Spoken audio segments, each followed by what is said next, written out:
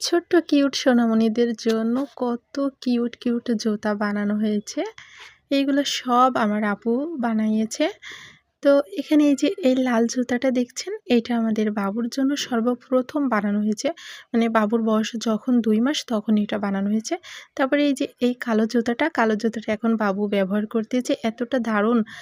আর এই যে এখানে দেখতেছেন যে পিঙ্ক কালার জুতা, তারপরে এই যে দেখেন এই যে এই সাদা জুতাটা, এইটাও আমার বাবুর জন্য, কিন্তু অর্ধেক পাল বসানো হয়েছে, বাকিটা আমার কাছে শেষে দোকানেও শেষ, যার কারণে আনকমপ্লিট। এই যে এখানে দেখছেন লাল জুতাটা কতটা সুন্দর হয়েছে, মানে অনেক অনেক বেশি সুন্দর। এটা অর্ডার ছিল। তো ২ টা লাল জুতাই একজনের অর্ডার ছিল।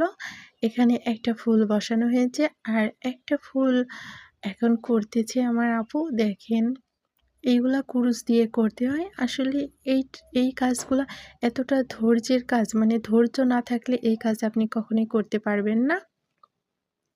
তো মাশাআল্লাহ জুতাগুলো অনেক অনেক সুন্দর। আপনাদের কাছে কেমন লাগছে?